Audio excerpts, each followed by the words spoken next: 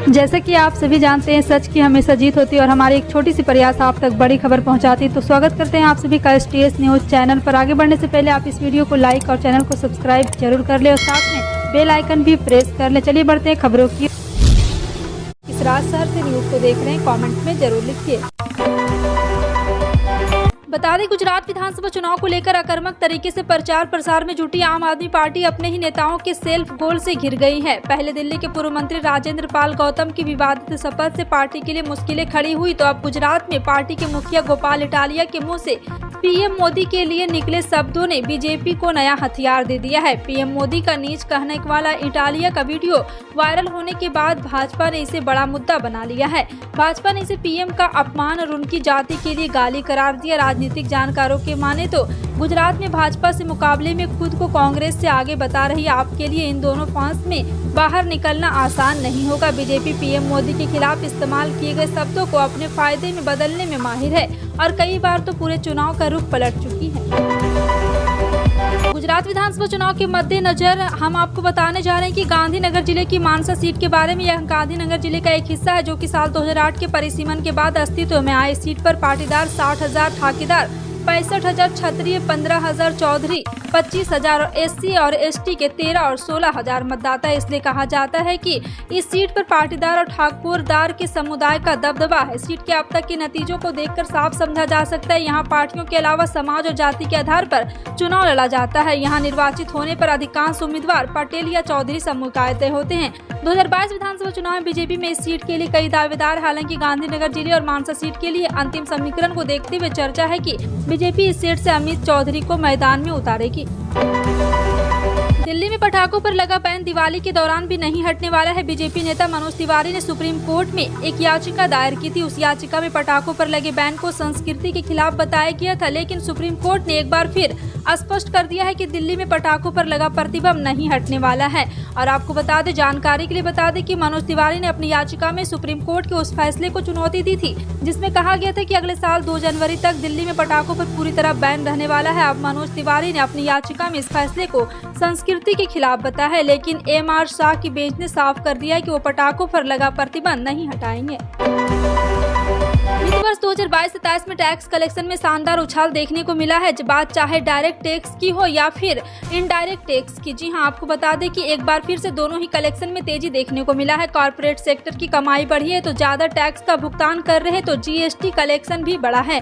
वहीं personal income tax की में जबरदस्त ग्रोथ हुआ है। रविवार 9 अक्टूबर को वित्त मंत्रालय ने डायरेक्ट टैक्स कलेक्शन के आंकड़ों के जारी करे, जिसके मुताबिक डायरेक्ट टैक्स कलेक्शन में 24% का उछाल आया है। त्योहारों के सीजन पर मोदी सरकार ने 1 करोड़ से ज्यादा केंद्रीय कर्मचारियों और पेंशन धारकों को राहत देते हुए 28 सितंबर 2022 को महंगाई भत्ता बढ़ाने का ऐलान किया था, जिसके बाद 3 अक्टूबर 2022 को डिपार्टमेंट ऑफ एक्सपेंडिचर ने ऑफिस मेमोरेंड के जरिए महंगाई भत्ता में बढ़ोतरी का आदेश को लेकर नोटिफिकेशन भी जारी कर दिया है। अब department of pension and pensioner welfare ने सूचित किया है कि महंगाई राहत को बढ़ाकर 34% से 38% कर दिया गया है। 8 अक्टूबर 2022 को department of pension fund pensioner welfare ने ऑफिस रेमोंड जारी कर ट्वीट के जरिए बताया कि राष्ट्रपति को यह फैसला लेते हुए हर्ष हो रहा है। भारत जोड़ो यात्रा ने 3 राज्यों में अपनी 1 महीने की यात्रा पूरी हो चुकी है। इस दौरान जिसमें 728 किलोमीटर की दूरी तय की गई है। राहुल गांधी के नेतृत्व वाली यात्रा 1 महीने में कैसे आगे बढ़ी, इस पर विचार करने के लिए भव्य पुरानी पार्टी ने ट्विटर का सहारा लिया है। कांग्रेस ने ट्वीट की एक श्रृंखला में कहा है कि पूर्व पार्टी प्रमुख ने भारत को एकजुट करने का पहला आह्वान किया है। अब उन्होंने 7 सितम्बर को तमिलनाडु के कन्याकुमारी से यात्रा शुरू की थी। पार्टी ने ऊपर से यात्रा के कई वीडियो भी साझा किए। हरियाणा के इंदौर के मेहता फार्म हाउस में world cancer care Chaman Lal सोतिया export limited द्वारा सामाजिक निफा संस्था के सहयोग कैंसर का फ्री चेकअप शिविर लगाया गया है। इस शिविर में आधुनिक लैब लोगों के फ्री कैंसर आदि सभी बॉडी के टेस्ट किए गए और सभी को दवाइयां फ्री दी गई। इस शिविर में कैंसर से मौत ना हो, इसके बस सबसे अच्छा इलाज है समय रहते इस बीमारी का पता चल सके और इसका इलाज सही समय पर हो सके। करनाल में ऐसा पहली बार कैंसर की पहचान के लिए सभी महंगे टेस्ट बिल्कुल फ्री किए गए हैं। डॉक्टर धर्मेंद्र सिंह धारीवाल ने कहा है कि पंजाब के मोगा रहने वाले वर्तमान में इंग्लैंड निवासी कुलवंशी धारीवाल ने करीब 15 वर्ष पहले उनकी माता का देहांत कैंसर से हो गया था। हरियाणा के किराया एवं स्वास्थ्य मंत्री अनिल विज आज फिर एक्शन मोड में आ गए हैं। टी पॉइंट के उठकर सीधे अंबाला नगर परिषद पर रेड की है, जहां काफी अनियमितताएं पाई गई। जिसे देखकर मंत्री ने 3 कर्मियों को सस्पेंड कर दिया। विज ने खुद को फोन कर कहा है कि मैं अनिल विज बोल रहा हूं, क्या आपकी शिकायत पर काम हुआ? वहां से ना का जवाब सुनने के बाद विज ने एक्शन लिया है। कर्मचारियों को सस्पेंड करने के बाद विज ने दोबारा रेड करने की चेतावनी दी। अंबाला छावनी नगर परिषद काफी समय से सुर्खियों में चल रहा है, कभी भ्रष्टाचार के मामले में, कभी एनडीसी के मामले में और कभी स्ट्रीट लाइटों के मामले में। 5G सर्विस की भारत में शुरुआत हो चुकी है। एयरटेल ने देश के 8 शहरों में 5G इंटरनेट सेवा की शुरुआत की है। इसके अलावा जियो ने 4 शहरों में अपने 5G नेटवर्क की टेस्टिंग शुरू भी कर दी है। इसके साथ 5G सर्विस और कनेक्टिविटी को लेकर कई खबरें सामने आ चुकी है। इसके फायदे के बारे में भी सब कुछ बता दिया गया है, लेकिन कहा जाता है कि जिसमें फायदे होते हैं उनमें कुछ नुकसान भी होते हैं। जी हाँ, आपको बता दें कि 5G तकनीक की एक और सीमा यह है कि वो सेल्युलर डिवाइस को कमजोर कर देती है, जिससे बैटरी खत्म हो जाती है और बैटरी लाइफ कम हो जाती है। अभी तक कुछ ही निर्माताओं ने ऐसे मोबाइल फोन पेश किए हैं।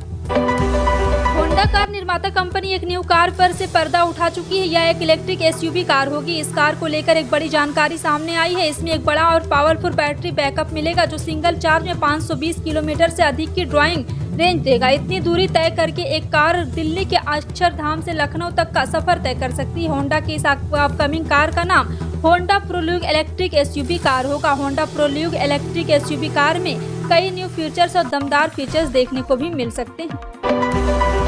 कोलकाता में डेंगू की चपेट में आने वाले लोगों की संख्या लगातार बढ़ती जा रही है। स्वास्थ्य विभाग के एक सूत्र ने सोमवार को बताया कि अब तक शहर में गत 5 अक्टूबर तक 2800 लोग डेंगू की चपेट में आ चुके हैं। वरिष्ठ स्वास्थ्य अधिकारी के अनुसार 2019 में इसी अवधि के दौरान शहर में 1630 डेंगू के मामले दर्ज किए गए थे। कोरोना की वजह से इस अवधि के दौरान 2020 और 2021 में डेंगू के मामलों के आंकड़े उपलब्ध नहीं है। अधिकारी ने बताया कि महानगर में पहले 40 हफ्ते में डेंगू के 654 मामले सामने आए, जो 2018 के बाद से सबसे ज्यादा है। देश के किसानों को दिवाली से पहले मोदी सरकार गुड न्यूज दे सकती है। किसानों को पीएम किसान सम्मान निधि की 12वीं किस्त के पैसे मिलने की संभावना जताई जा रही है। इसके लिए केंद्र सरकार ने तैयारियां भी शुरू कर दी है। कृषि और किसान कल्याण मंत्रालय के मुताबिक 17 और 18 अक्टूबर को कृषि स्टार्टअप कॉन्क्लेव और किसान सम्मेलन 2022 के दौरान प्रधानमंत्री मोदी 12वीं किस्त जारी कर सकते हैं। इसी कार्यक्रम के दौरान पीएम मोदी कुछ किसानों से भी बात कर सकते हैं। पीएम किसान योजना की 12वीं किस्त जारी करने से पहले सरकार ने लाभार्थियों के खाते का वेरिफिकेशन भी किया है।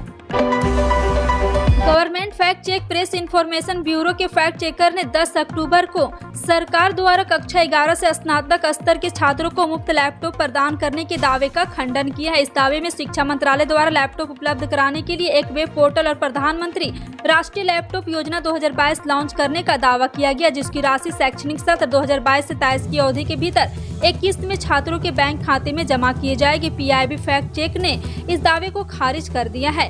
आपको बता दें कि एक बार फिर से फर्जी वेबसाइट pmssgovernment.online में कहा गया कि भारत सरकार ने यह राष्ट्रीय लैपटॉप योजना की शुरुआत की है। पश्चिम बंगाल में एक बार फिर से हिंसा और सांप्रदायिक तनाव की चपेट में यहां के मोमिनपुर इलाके में बीती रात 2 समुदाय के बीच तनाव पैदा हो गया। इसके बाद जमकर हिंसा व तोड़फोड़ हुई। कई वाहन व दुकानों को तोड़ा गया, जिसके बाद से पूरे इलाके में स्थिति तनावपूर्ण बनी हुई है। इधर सांप्रदायिक तनाव के बीच भाजपा नेता शुभेंदु अधिकारी ने केंद्रीय गृह मंत्री को पत्र लिखकर केंद्रीय बल तैनात करने की मांग की है। भाजपा नेता शुभेंदु अधिकारी और भाजपा विधायक अग्निमित्र पॉल ने मोमिनपुर इलाके में हुई हिंसक झड़प के संबंध में राज्यपाल ला गणेशन से मिलने के लिए पार्टी विधायकों के एक प्रतिनिधि मंडल के साथ राज्य विधानसभा से राजभवन तक मार्च भी किया। बिहार के पूर्व मुख्यमंत्री लालू प्रसाद यादव राष्ट्रीय जनता दल के लगातार 12वीं बार निर्विरोध राष्ट्रीय अध्यक्ष चुने गए हैं। हालांकि राष्ट्रीय अध्यक्ष पद के लिए उनके अलावा अन्य किसी ने भी नामांकन नहीं किया था। एक बार फिर से राष्ट्रीय अध्यक्ष बनते ही लालू यादव भाजपा पर हमलावर हुए और कहा है कि मोदी सरकार को सत्ता से बाहर का रास्ता दिखाएंगे। उन्होंने कहा है कि सभी राजनीतिक दलों को एक साथ आना होगा, जो कोई साथ नहीं आएगा देश उसे माफ नहीं करेगा। आरजेडी की बैठक में लालू प्रसाद यादव ने भाजपा पर जमकर हल्ला बोला। उन्होंने कहा कि आगामी चुनाव में भाजपा को सत्ता से बाहर का रास्ता दिखा देंगे, साथ ही मोदी सरकार को मूली की तरह उखाड़ फेंकेंगे।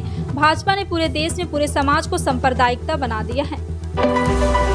उद्धव ठाकरे के नेतृत्व वाले शिवसेना धड़े ने सोमवार को दिल्ली हाईकोर्ट का दरवाजा खटखटाया और भारत के चुनाव आयोग द्वारा पार्टी के नाम और चुनाव चिन्ह पर रोक लगाने के आदेश को रद्द करने की मांग की है। उद्धव ठाकरे द्वारा दायर याचिका में चुनाव आयोग के 8 अक्टूबर के आदेश को चुनौती दी गई। इसमें कहा गया है कि आयोग का आदेश नैसर्गिक न्याय के सिद्धांत का उल्लंघन है और पक्षों को कोई सुनवाई का मौका दिए बिना फैसला सुना दिया गया था। याचिका में चुनाव आयोग और महाराष्ट्र के मुख्यमंत्री एकनाथ संभाजी शिंदे को पक्षकार बनाया गया है। लगातार 4 दिनों से हो रही बारिश से अभी राहत नहीं मिलने वाली है, क्योंकि मौसम विभाग ने अगले 48 घंटों के लिए फिर से अलर्ट जारी कर दिया है। मौसम विभाग ने बारिश को लेकर उत्तर प्रदेश, बिहार और महाराष्ट्र समेत 23 राज्यों में येलो अलर्ट जारी किया है। उत्तर प्रदेश के तो 45 जिलों में तेज बारिश की भी चेतावनी है। फिलहाल आपका इन सभी खबरों पर क्या कहना है, कमेंट सेक्शन में टाइप करके जरूर बताएं। इसी तरह की पल पल की अपडेट जानने के लिए जुड़े रहें आप अपने NTS न्यूज चैनल से। मिलते हैं अगली बड़ी खबर में, तब तक के लिए जय हिंद।